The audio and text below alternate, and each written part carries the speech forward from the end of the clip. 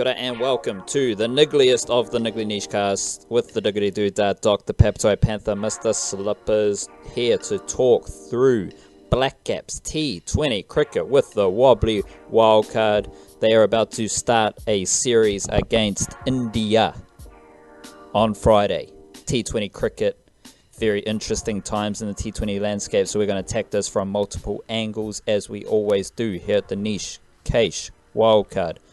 What's crack-a-lackin', pistol packin', zooted, tooted and booted in your world? Oh, yeah. I don't know how to follow that up. That was impressive. Just getting ready for some Blackcaps cricket, eh? We had such a sort of jam-packed just test summer for a while there, and we got a couple more tests coming up against India at the back end of this tour, but having just that, 2 weeks break after the big letdown in Australia, and you're just waiting for them to get back and do something again, and yeah, here we go. India are in town. How about all this scheduling shit, because Australia just played an ODI series in India. Oh, mental. So we had a test series against Australia in Australia, and then Australia go to India to play ODIs, then India come to New Zealand for everything. It's a bit all over the show. It's a strange time to be alive, especially considering the focus that we are putting on T20 cricket. And I don't feel any negative way about that, because I think it is... We've finally got context around T20 cricket, and T20 international cricket was so fucking pointless a couple of years ago when there was no World T20 coming, and we were just like, we're just playing these T20 games. And if we can just digress a little bit, those international T20 games that were completely pointless were happening at the same time as the Super Smash and the Big Bash, which is my biggest frustration, because for the Super Smash, it means the best players in New Zealand are not playing in the Super Smash, which means it's not a fucking priority at all, because they're playing meaningless T20 games for New Zealand. And the Big Bash, if you're playing Blackcaps T20 international cricket where there's no relevance or context to the games, you're taking away the opportunity, the minimal opportunity that currently exists for Kiwi players to partake in the Big Bash. So previously, T20 cricket on the international arena was pointless, especially when it took away from the Super Smash and the playing opportunities for players in the Big Bash League. Now, though, we have a World T20 tournament, and for us, Wildcard, we have been paying close attention to the lead into major tournaments. That's kind of been something we've maybe subconsciously focused on. We did it for the Champions Trophy, we did it for the World Cup, and now we've got a World T20 as well. And that's simply because it's just funny watching the Blackcaps prepare for a major tournament, given how teams are selected and the scheduling and stuff like that. So suddenly we have a 5-game series against India, which I am fucking very excited for. Yeah, having said all that, though, they did take a 2-week break pretty much in between the Aussie tests and the and these India T20s. Supposedly, at least they said this, so that there would be all the Blackcaps would be free for finals weekend and the week leading up to it in the Super Smash. And I don't know, maybe it's just because Northern didn't have a very good season and most of the test team played for Northern, but correct me if I'm wrong, I can't remember a single member of the Blackcaps test squad that played any of those 2020s. It might have been 1 or 2. I think Todd Astle did pop up for one in Canterbury, but yeah, no, I was waiting for all that thing about the prioritising, giving a little break, no Blackcaps cricket over this time, so that we can really go hard on the Super Smash, and none of them bloody played anyway. Yeah, you had guys like Todd Astle, Kyle Jamieson, Glenn Phillips, those type of characters, but I get your point. Like most of the test, the first 11 type of test players were not playing. Maybe this is a good place to flow into the discussion, because we did just have Super Smash finals. Wellington Firebirds won. They also won the women's competition as well. So shout out to Wellington Cricket. And we might touch on a few players as we move into Blackcaps conversation. But to your point, Wildcard, this is something I have thought a lot about, because New Zealand cricket keep telling us the Super Smash is the be-all and end-all of New Zealand cricket. They don't put any resources into Plunket Shield. They barely put resources into Ford Trophy. I mean, to start the summer, we had a couple highlight videos on YouTube from New Zealand cricket, and it was like, wow, they've finally moved into fucking post-2000 reality, and they're uploading YouTube highlight videos for the Plunket Shield. Well, those stopped after like the second round. And ever since then, we've just fell back into this domestic cricket no man's land, which is beautiful for the niche case because that's a specialty of ours. Yeah, so they don't make Plunket Shield a priority. They don't make Ford Trophy a priority. They make Super Smash a priority, and they have a new sponsor every single year. But they don't make the Super Smash a priority. They do a terrible job of making the Super Smash a priority. Not every Super Smash game is even on TV. Let alone the fact that the best cricketers in New Zealand are not playing Super Smash. So how can you expect the public to get real hearty involved in the Super Smash if they're watching B-grade T20 cricket? And to add another layer to this discussion, my gut feel is that the Super Smash wasn't a very high level of cricket, T20 wise. Like, you had a lot of mishaps that were just down to like players unable to execute skills, and juxtaposed against the Big Bash, it's night and day. Like, I'd say the Super Smash is maybe like a 4 out of 10. And then you've got the Big Bash, which is like a 7 or 8 out of 10.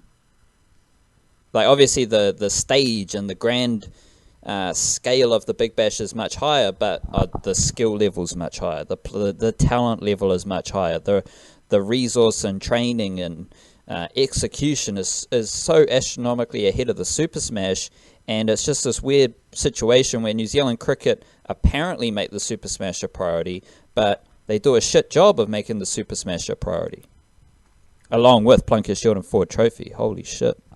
Yeah, I mean, I think the Big Bash is I don't even think many people would argue with this. I think the Big Bash is, in terms of like the standard of cricket, that is the benchmark for 2020 cricket. Like, as a domestic league, I think it's pretty comfortably ahead of the IPL just because of the nature of the IPL. The IPL is like massive hype, massive fanfare. Like, it's easily the most followed and most relevant probably of the 2020 leagues, but I think you also have you've got imports coming in and out, and you've got like foreign coaches, and it is very much a shortened thing, whereas the Aussie stuff carries on from the state leagues and things like that. There's more continuity there, and I just think Aussie state cricket has just a better standard of I guess what we would term battler than any other country in the world, which we've seen so often with like the being able to, like, someone like Mike Hussey not playing Test cricket till he was like 27 or 28, and then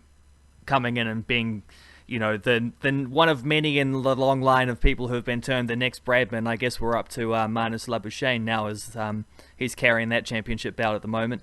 But yeah, the Big Bash is just like, the Big Bash is the standard. That's that's the gold standard. That's what Super Smash should be aiming for. And I mean, I wish they would have more of a relationship there and how that goes. I'm not talking about putting a New Zealand team in Big Bash. I just think I would like to see the schedule arranged in a way where you could get a few New Zealanders playing over there. I thought it was interesting as well. I mean, we've had them in the past, haven't we? Like, I remember Henry Nichols right at the time when he was on the fringes of Blackcaps and starting to break out in international cricket. He went and played a few games for Sydney or something. Or Ish Sodhi saw his name pop up on a Big Bash thing the other day because he still has the best ever bowling figures for, I think it was Adelaide. Like, there's been a couple nice moments of New Zealanders going over there and doing good stuff, but yeah, clashing it with the Super Smash this year meant there was no chance of that. And it also meant, I don't know if this was deliberate, but there were no imports, were there, in the Super Smash this year, and I don't remember seeing anything about that. Obviously there's guys from overseas who are living and playing here regularly, but like no guys brought in deliberately for Super Smash, as has happened in the past, which, I mean, I'm perfectly okay with that, because I would rather watch, rather than like a 40-year-old Sri Lankan battler who's, used to be a superstar, or a guy on the fringes of English county cricket stuff, or a guy who didn't make an Aussie, like Brad Hodge or someone like that. The sort of fringe guys, which was the standard of import they were getting otherwise. I would much rather see young Kiwi guys given opportunities to push through and expand the player depth and domestic cricket in this country, but it was a bit of a weird one because I don't remember seeing much like that. And they do have the big old Dream 11, who I've seen sponsoring a couple other things cricket related around the world as well. Like I now know this is an Indian fantasy sports website or something or other. So they do seem to be have a global reach in that terms. But other than that, like everything else seems to be just sort of isolating the Super Smash. You know what I mean? Well, if you're a T20 traveller, where are you going to be? You're going to Aussie. You're not coming to New Zealand. Exactly. So like you're kind of limiting the potential of the Super Smash in a variety of different ways, and that's the strange thing. Your own actions are limiting the potential of the Super Smash, and I think I probably have to write about it because it's absolutely kind of disgusting. Really, let's be honest here. Like the Super Smash, we're being told one thing and it just doesn't live up to that. Like it's an interesting. It's the only domestic cricketer that's on TV, so that's interesting. Like we get to see these dudes on TV and learn more about them, but like Super Smash games don't even have a fucking speedo.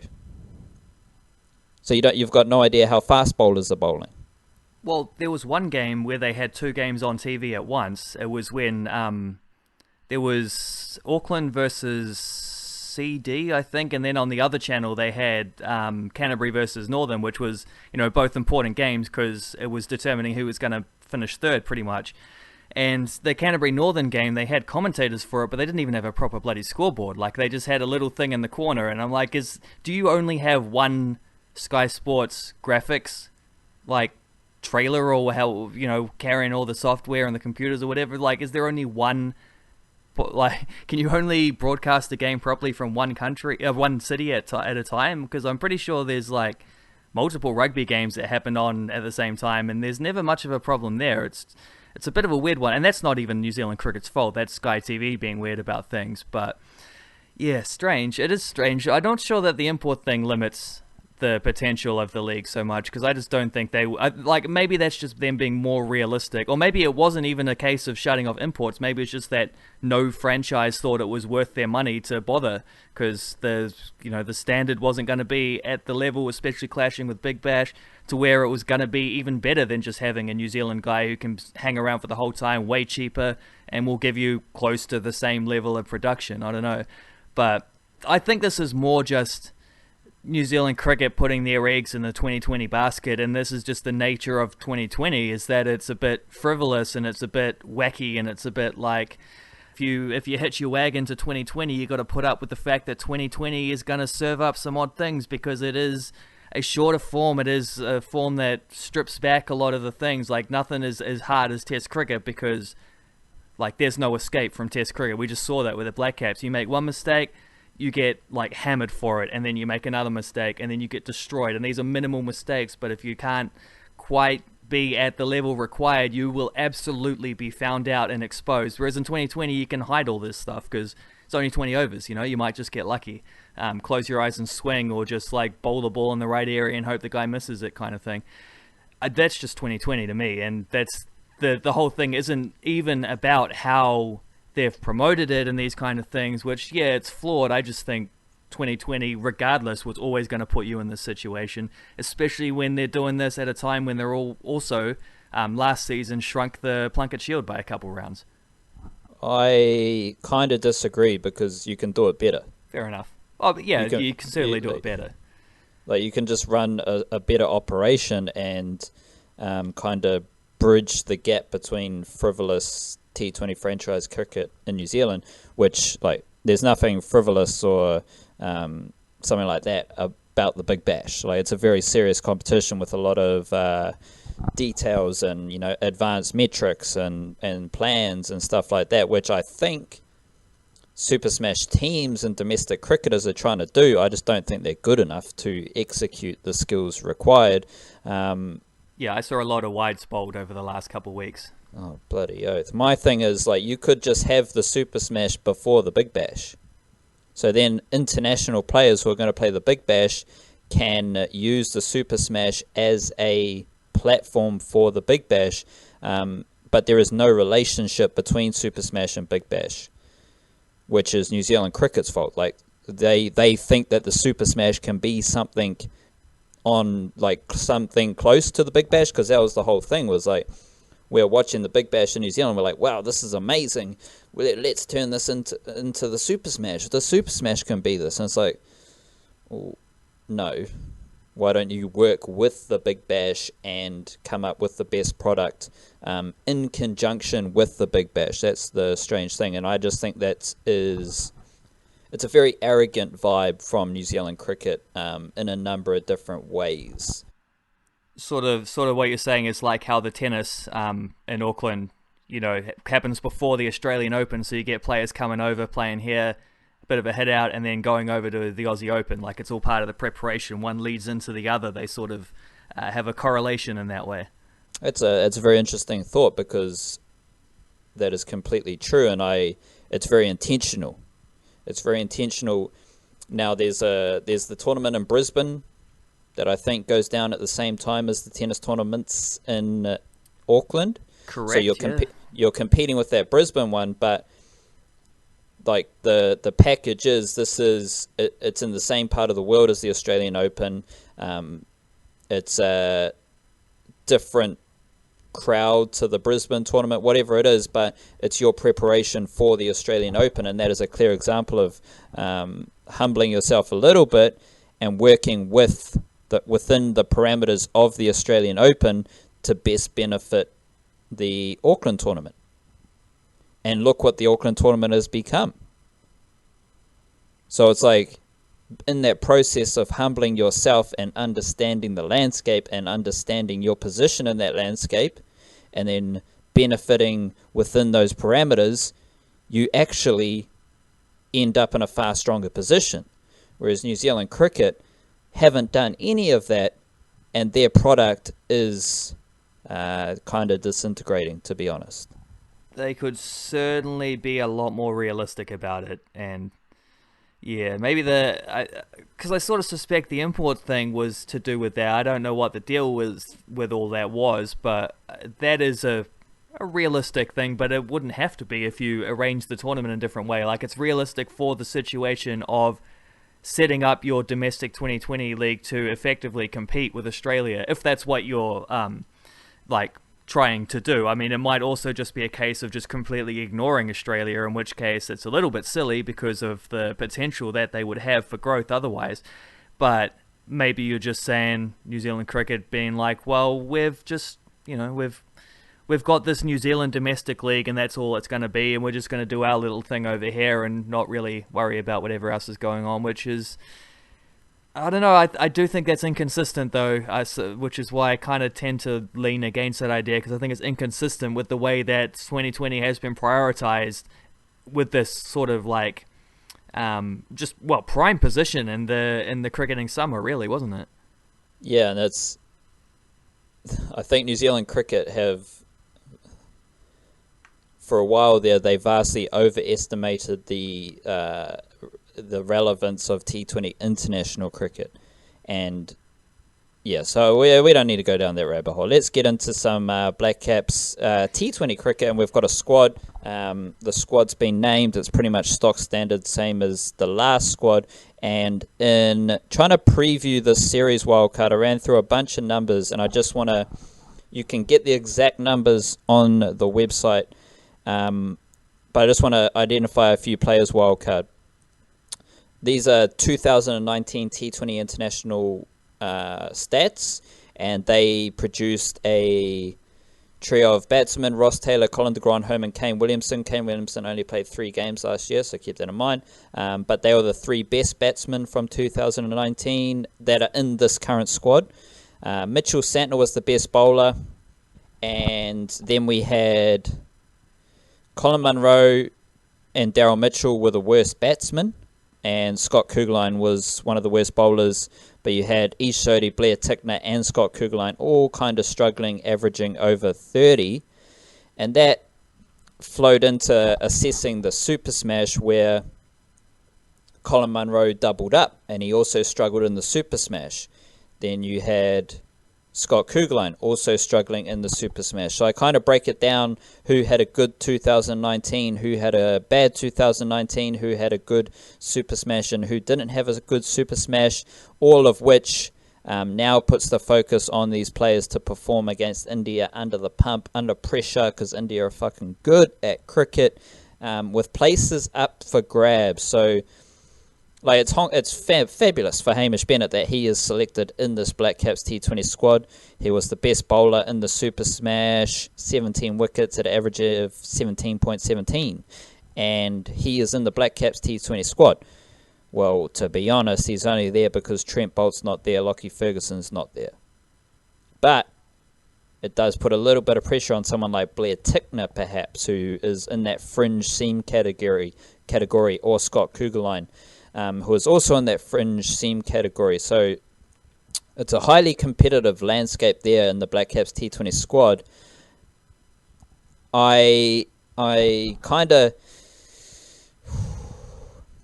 The fact that the squad is very similar to recent T20 squads is like a bit of a weird one.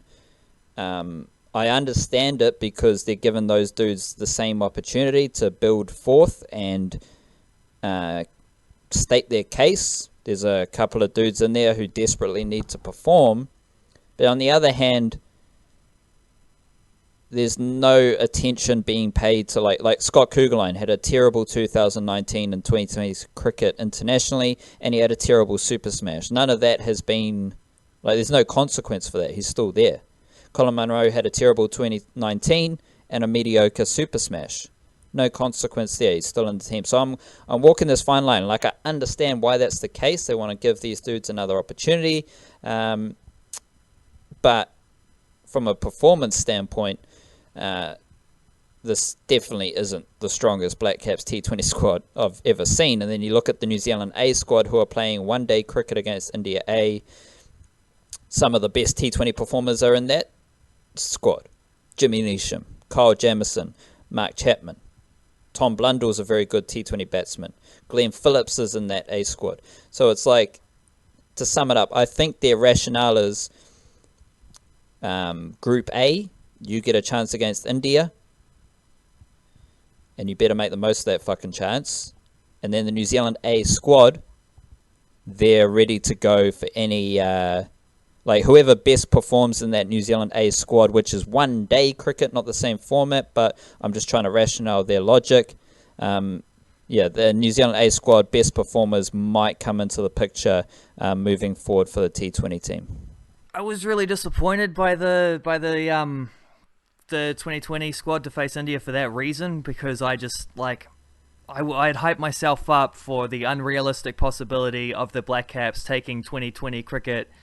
They're taking it seriously, and I think this is an example of them taking it seriously, because they haven't mixed when matched with the formula that they had against England, and you know, they clearly want to win these games against India. They're taking it seriously in that point of view, but I don't think they're taking it seriously enough as an individual separate format of cricket, because I think that's how you're going to win the 2020 World Cup, is by playing 2020 cricket rather than playing cricket that happens to be 2020 sort of thing, if you catch my drift there. Because yeah, there's just, I mean, Scott Kugelheim has absolutely no reason to be in the squad. He hasn't performed as a bowler for the Blackcaps in international cricket yet, and I don't understand how he then gets the opportunity ahead of others at this time.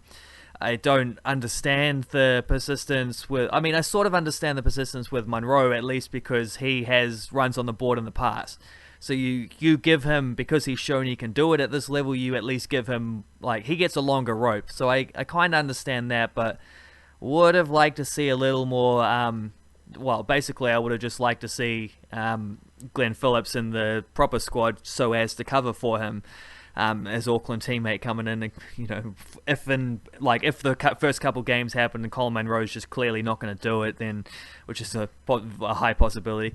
So yeah, I was pretty frustrated to look at that squad and see it just such a stock standard is the same as what happened against England, which I don't think was near our potential as a 2020 team. But then I saw this New Zealand A squad and I thought, well, following on from the way the test stuff worked over the last couple months, every player that was called up from outside the squad, whenever they needed a replacement or whatever, or if someone got injured, however, quite a few of guys were in this situation over the series in Australia.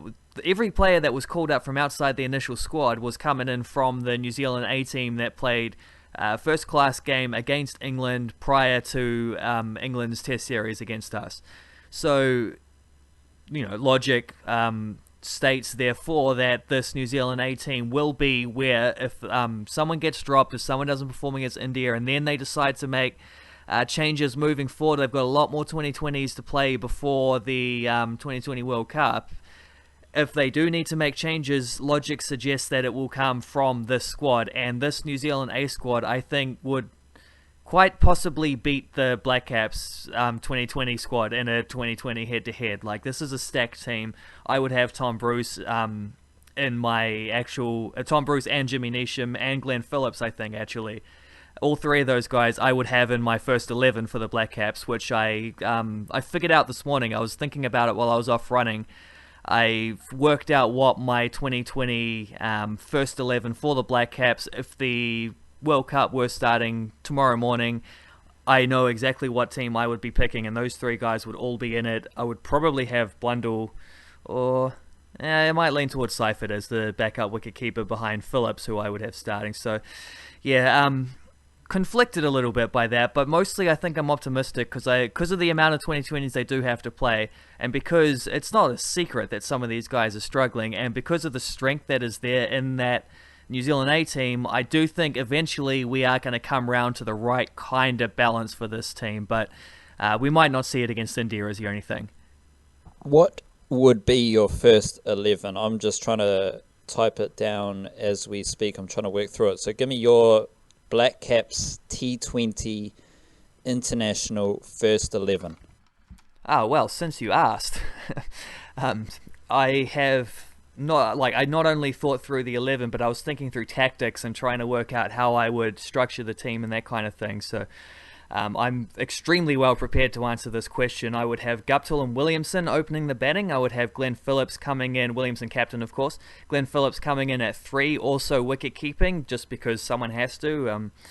I suppose if you get further down the line when Devon Conway becomes eligible, then you've got an interesting situation there, but so Phillips at 3 after Guptill and Williamson opened. Colin de Gronholm batting at 4, who is also going to be asked to bowl an over or 2. Ross Taylor at 5, Tom Bruce at 6. Jimmy Neesham is coming in at 7 with an asterisk, because whether they're 1 wicket down or whether they're 5 wickets down, the first wicket they lose after the 16th over, I'm sending Jimmy Neesham in as the closer with the bat.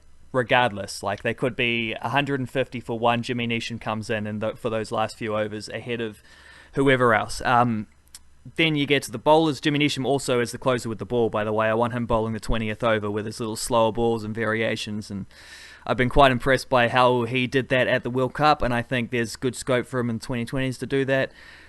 Mitchell Santner and Ish Sodhi at 8 and 9, the twin spinners. Then you've got a couple seamers, which I had to think about a little bit, because I was trying to wonder about specializing and who is better specifically at 2020s, and what I ended up with was Ferguson and Bolt, which is the same as the ODI team, so maybe there's not that much of a variation that needs to happen there, but both those two guys obviously happen to be injured at the moment. But Trent Bolt, I am not bowling at the death. Ferguson can have a couple overs, maybe he gets the 19th even. I'm also very much interested in seeing spin bowling in those last few overs, but Trent Bolt is there to just swing the hell out of it in the first few overs, maybe even bowl 4 straight off the top and just try move that ball around at the start and just take care of the opposition's best batsman at the start of an innings. So yeah, I thought long and hard about it while I was running this morning, and that's what I came up with. Right, so just run through the names hard and fast so I can note them down. To recap, Guptill, Williamson, Phillips, de Gronholm, Taylor, Bruce, Neesham, Santner, Sodhi, Ferguson, Bolt.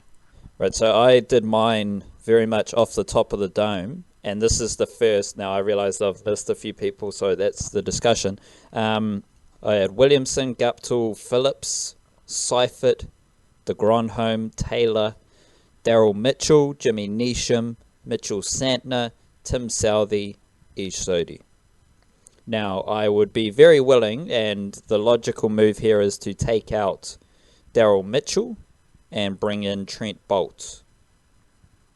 I'm happy to do that, or we can do...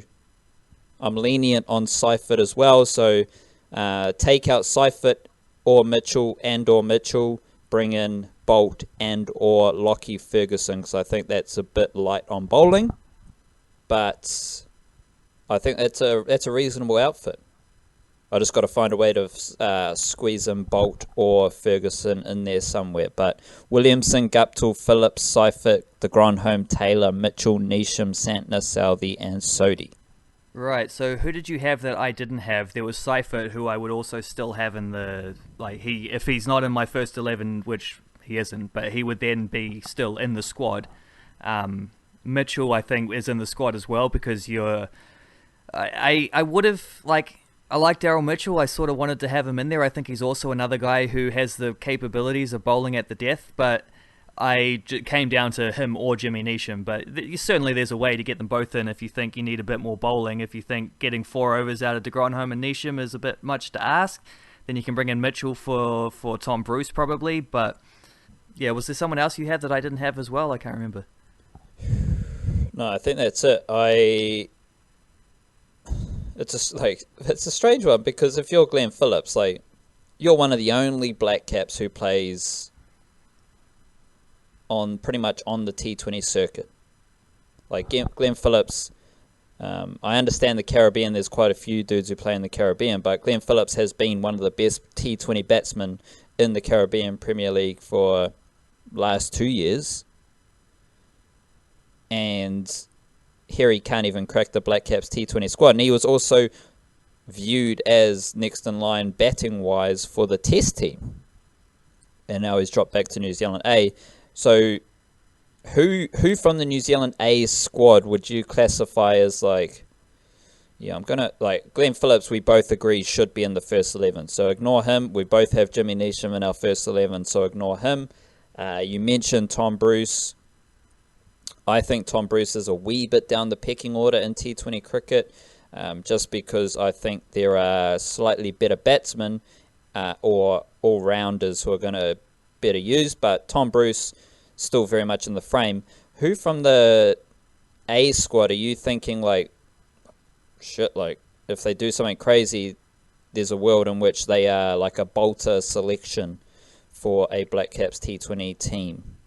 Well, those 3 are the obvious ones, because I think all 3 of them have a very high possibility of getting into a Blackcaps World Cup squad. I think Tom Bruce, he does need to score some runs against India A if that's going to happen. I think he's a quality batsman in all 3 formats. In fact, that's not a thought, that's a fact. His record backs that up. Yeah, like I said, I would, if you want, my first 11 would have Daryl Mitchell pushing Tom Bruce pretty close, depending on how much you wanted to balance.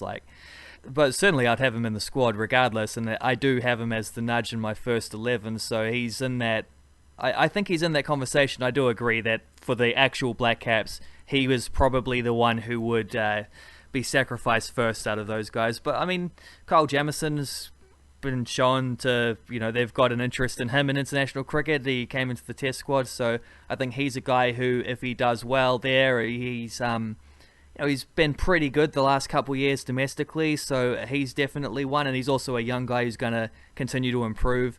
I think the biggest bolter you could have there is Rachim Ravindra, because he is not only an outstanding batting prospect, one of the very best batting prospects in the country, quite young, quite raw, so I'd be a little skeptical. But from what I saw of him in the Super Smash, the thing that surprised me the most is he can hit with power. He's not a bulky fella, but he can he times the ball so well, he can certainly clear the boundaries. So I think that's covered a bit of the distance for him to be able to get in, and 2020 is often the gateway as well, so it's an option. Seeing that he can score at a quick rate as well. Some of his partnerships this season with Devon Conway have been beautiful in terms of trying to pick Blackcaps squads down the line. There's a lot to like from those. But also Ravindra bowls pretty handy spin as well, which is he could give you an over or two if you really got desperate, if other guys were getting pumped around and you had to steal some overs from somewhere else, which is always a very... I remember when Mark Chapman came in for a little bit. He played a couple ODIs or something a year or two ago and then got dropped, and then I remember Kevin Larson telling him, well, if he works on his bowling, it'll be easier to pick him, which is a ridiculous thing to say, but of course that's Blackcap selection for you. But Ravindra already has that in his locker, so to speak. So that's an interesting one. I wonder if Ish Sodhi struggles as he has done, Ajaz Patel might come into the reckoning, but I don't think they'd consider him just because he doesn't bat well enough. And of course, 2020 cricket, you have to have a number 11 batsman who can score a 50, don't you? Which is a little more in line with Blackcap's thinking than my own thinking, but whatever. But yeah, those are probably your guys. Todd Astle, of course, gets selected for weird reasons in all formats for the Blackcaps without having really done anything. Like, he gets selected because he's good at being in the squad rather than playing. Other than that, I don't think you'll see George Worker. He might have missed his chance at this point. Cole McConkey's a little further down the track. I just think there are other guys in his way. Ollie Newton would be the only other one I would say who's interesting, because he had a great series, but he had a great Super Smash, but he has also sort of... I don't know that he has the depth of track record to be considered. Like, he hasn't been doing it for long enough to be considered for the Blackcats, but yeah, just working down the squad, that's probably where... and the other guy I haven't mentioned is... well, who didn't I mention? Because people might not be looking at the squad the same way as I am right now. Tom Blundell's another one. He's obviously in the frame, but I think Seifert's ahead of him. Phillips is ahead of him. And Jacob Duffy... I would like to see Jacob Duffy given a go. I don't think it's going to happen, though. That's the entire squad, as I've mentioned them now. Mark Chapman averaged 20 with the ball in the Super Smash, by the way. So he's... so he has been working on his bowling, eh? Which is an interesting comparison, because you mentioned Ravindra. Ravindra took 8 wickets at 36. Chapman took 7 wickets at 20. Chapman had an RPO of 6.9. Ravindra had an RPO of 8. So that's a fairly significant gap between the two bowlers, suggesting Chapman's all-round ability. Ravindra looks like a cricketer, though. Like, in the same way Chapman looks like a cricketer. I think they're very similar, actually. Yeah, and just how they... Just natural cricketers. Like that little drop kick shot from Ravindra in the final over square leg. Like, he absolutely smoked it. And, like... There's a thing about cricket where you don't need to be a muscular, powerful figure to hit sixes. You can time the ball for 6, whether it's straight down, back down the ground, whether it's using ramps and using the pace of the ball. However you want to do it, there's not a physicality that is required to hit sixes. Sure, it helps. But you can hit sixes just by being a very fine cricketer and utilizing the middle of your bat in efficient ways. That's what it feels like when you're watching natural cricketers, so guys like Ravindra and Chapman, even someone like Devon Conway. The way he bats is he's just timing the ball to the boundary. And I think that's a little underrated aspect of T20 cricket, but I definitely agree. There's a look to Ravindra, and he was fast-tracked into all sorts of New Zealand A squads in the past 12 to 18 months, and it's easy to see why, to use a term that we use a lot for Mitchell Santner, it's easy to see why you could be seduced into being rather excited about Rachin Ravindra, very, very talented cricketer.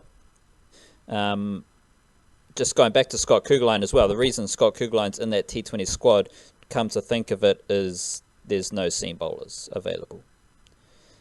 Yeah, that's a big point. Like, you do have those guys like Jamieson and Duffy who could be there, but there's no Trent Boult. Like, the end of this New Zealand cricket kind of release for all their squads always has players not considered as, and I always find this interesting wildcard because it's like, well, it's there's like always one person who you're like, well, surely you wouldn't have considered that person whether they were fit or not. Like, there's always that one weird bolter name, but I guess they just chuck them on for, I don't know, admin's sake or something.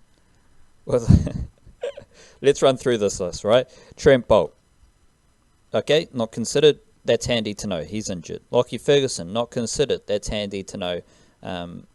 Matt Henry, we know he's injured. Tom Latham, we know he's injured as well. Doug Bracewell, well, he hasn't played domestic cricket all summer. So I'm not injured, apparently. I'm not surprised that he is not considered for selection. Will Young hasn't played domestic cricket all summer. Not surprised he is not considered. Adam Milne. Oh, he hasn't played domestic cricket all summer either, so I'm not surprised he is not considered. Seth Rance. Oh, here's one. Not considered because he's injured. What did Seth Rance do in the Super Smash? Oh, Seth Rance. 4 wickets at an average of 53.25. Oh, that's not good. Now, this might be not considered for the New Zealand A squad, so keep that in mind. But I'm not sure if I'm going to select Seth Rance ahead of Jacob Duffy, Kyle Jamieson, Ollie Newton after the Super Smash. Like, he's got to be bowling well to be in the frame. Like, Seth Rance is not Trent Boult, like a notable absentee. But then Nathan Smith is an interesting one, just because I think that's a sign that Nathan Smith was in contention, and he's a very handy cricketer. He had a Plunket Shield century. I think he's at 2 now, maybe, off the top of my head, but he's a very good seam bowler, so the combination of him and Jacob Duffy for Otago, I think, is part of their resurgence. They've got a experienced batting group with a bit of young talent sprinkled in, but then you've got a nice unit of Jacob Duffy and Nathan Smith, who are both very talented cricketers. And Nathan Smith is very much an all-rounder, so he's got the skill set for this format as well. And I just found it notable that he was there because I view that as a nod to him being in the mix. But like, at this stage, guys like Doug Bracewell, Will Young, Adam Milne, they don't exist in the cricketing world at this point. That isn't like anything dramatic. I'm just saying they haven't played any cricket. So how could, they're not even in the picture. They're not even playing cricket, so don't worry about them. Well, even Matt Henry and Tom Latham would, I mean, when was the last time either of them played 2020 cricket? They wouldn't have been in that squad, but I guess they probably would have been in or around the New Zealand A team if they are playing, because you said that's 50 over game against India A, so I suppose both those guys are first 11 ODI players, so I guess that makes up for that. Interesting that 4 of those injuries all happened with the test team as well, isn't it? Considering we're talking about limited overs stuff, but yeah, we all saw that happened. Let's finish with just, I guess, setting the bar for what might happen in this series. I personally wildcard, I think India might just absolutely destroy the Blackcaps.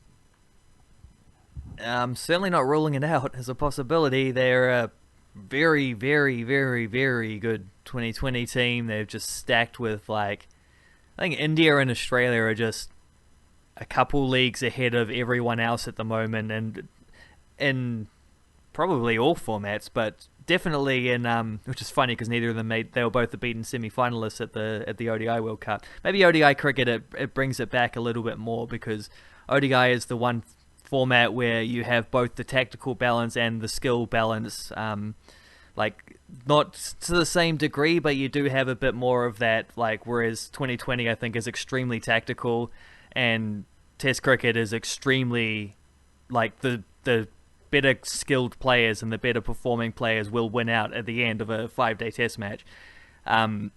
I think ODI strikes a bit of a balance between that, so it's kind of interesting. But I think in Test cricket, certainly India and Australia are miles ahead. And in 2020 cricket, I suspect we're going to see over the next year that India and Australia are also miles ahead, which is not a coincidence because the IPL and the Big Bash are the two premier 2020 leagues, and both have a very high focus on domestic players, which means you've got a lot of 2020 specialists coming through both those countries, and both those countries, because of the prominence of those leagues, actually take the performances in that format specifically quite seriously, and actually will pick a 2020 team rather than just like what the Blackcaps tend to do, which is their best test players. And this is also part because of the Blackcaps don't have anywhere near the depth that those countries have. So you're sort of, your best cricketers in one format are probably the best cricketers in all formats.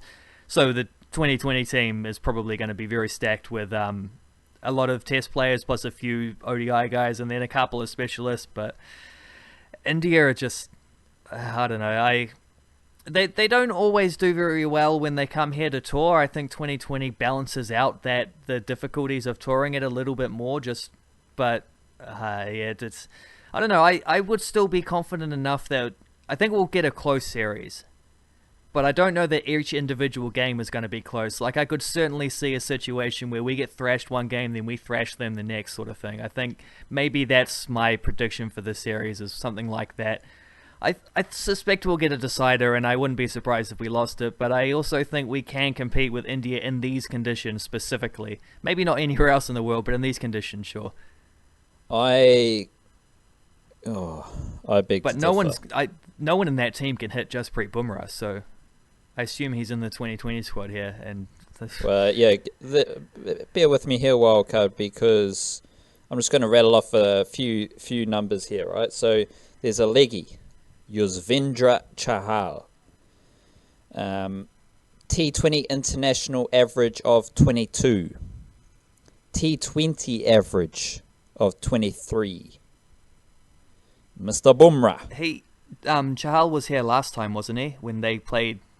Yeah, I think so. Yeah. And I remember him just shredding us a couple times. Yeah, so I'll roll through a couple of players. Jasprit Bumrah. T20 international average 20. T20 average 22. Kuldeep Yadav. T20 international average 13. T20 average 21. And then just a random one, KL Rahul. He's a batsman. Like, we know Virat Kohli, we know Rohit Sharma, we know those characters. Mr. KL Rahul. T20 international average of 44 batting with a strike rate of 146. T20 average of 41 with a strike rate of 139. Now, these dudes, I know these names. My job is to follow cricket, so I know many names. I knew none of those stats before I clicked through to them. I had no idea of those bonkers numbers. Wildcard. That is what is coming. Do you have Bumrah's RPO as well? Mr. Bumrah. T20 international, 6.69. T20, 7. To do that as a seam bowler who bowls in the death is ridiculous. That is what is coming to New Zealand. And I think you're going to see an Indian team play with both Yuzvendra Chahal and Kuldeep Yadav. And this is what I believe is consistently overlooked with spin bowling in New Zealand, and I've mentioned it a lot, is the bounce. So why is Nathan Lyon so effective in Australia in Test cricket? Is because he's mastered how to use bounce in conjunction with his standard spinner variables. Shane Warne always talked about bounce. Why do New Zealand spinners perhaps struggle in Australia? Because of the extra bounce. Maybe why do the batsmen struggle in Australia? Because of the extra bounce. India, I think there's a very simple view here where people think that Indian spinners coming to New Zealand are not going to be very good because the pitches don't turn as much. But you've got Mr. Yadav, who is a lefty leggy, and then you've got Yuzvendra Chahal, who is a right-handed leg spinner. They are going to love bowling in Kiwi conditions. They're going to be able to spin the ball no matter what. They're going to be able to spin the ball both ways, and they are going to use that bounce to jam up the Kiwi batsman, because the Kiwi batsman might not be able to smack too many sixes of Jasprit Bumrah. They're going to have Ravindra Jadeja coming in, bowling darts. He's just going to come in, dot him up. Let's see what Mohammad Shami does in T20 cricket wildcard, if you just allow me. A very healthy average of 27 in T20 international cricket. T20 average 25. He goes alright as well. So I think New Zealand batsmen are gonna, we gotta hit those spinners, and maybe this is like more Kiwi cricket fans, or they're going to attack the spinners. You're going to get lots of sixes off the spinners. I can see a world in which Mr. Yadav and Mr. Chahal absolutely ravage the Kiwi batsmen,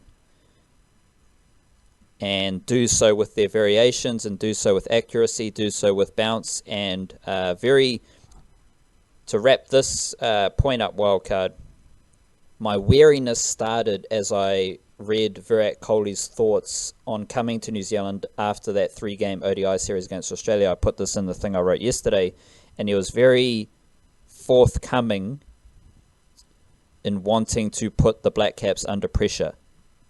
That was a kind of a takeaway from last year's tour to New Zealand, and he was basically saying we gained confidence from last year in New Zealand, and when you are touring other countries, you have to put them under pressure because they are favoured in their conditions. So for New Zealand, if we're playing in Australia, you got to put the fucking Aussies under the pump, see how they respond. That mindset from Virat Kohli just feels very powerful, because Virat Kohli is just an amazing human being, an amazing leader of men as well. And he's coming here to fuck up New Zealand. Not only is he coming here to fuck up New Zealand, he is coming here with some of the best T20 performers in the world. And I think that might not work out so well for New Zealand.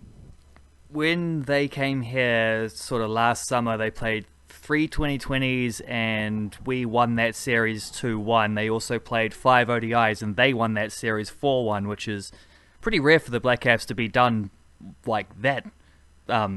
Comfortably by a touring team there.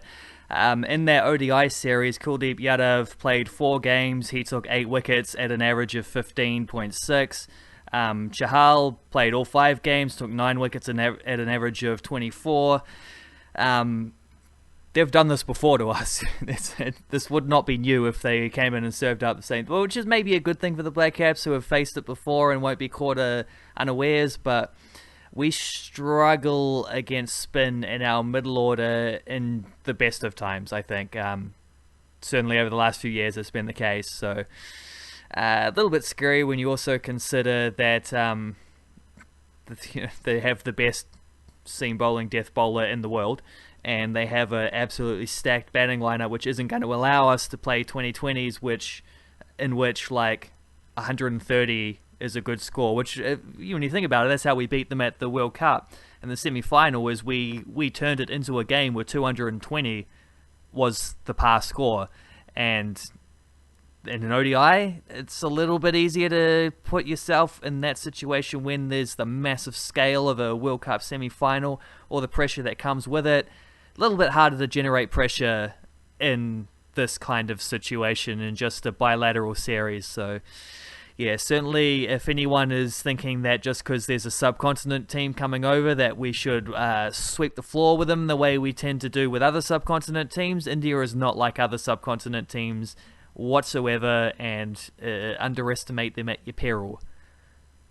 For sure. Sorry, Wildcat, I was just taken aback by some of those Indian numbers.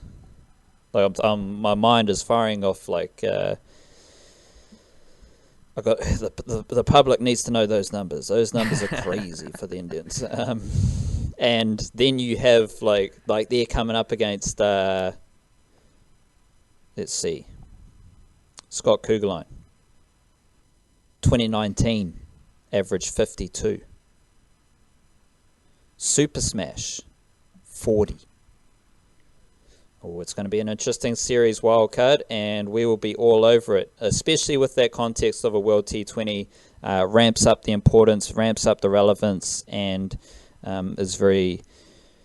It's exciting, but it's exciting because it's very interesting for me just to see what happens in this series. Because if New Zealand gets smoked, that means that guys like Kane Williamson and Ross Taylor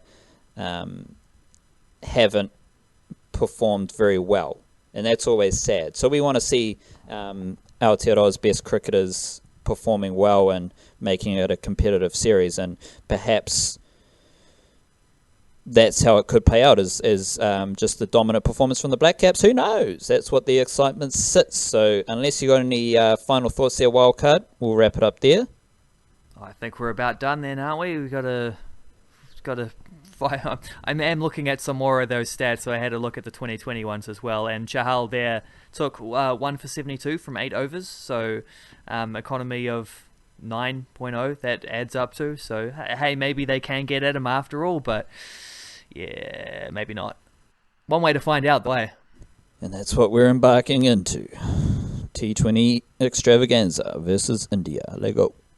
Kia kaha, stay beautiful, and we'll see you over the next few days. Podcasts will keep flowing, so we're back in the rhythm. We got a rhythm thing, so stay tuned to your however you digest these podcasts, and we'll touch on a variety of topics over the coming days. And stay tuned. Kia kaha, stay beautiful. Cha-cha.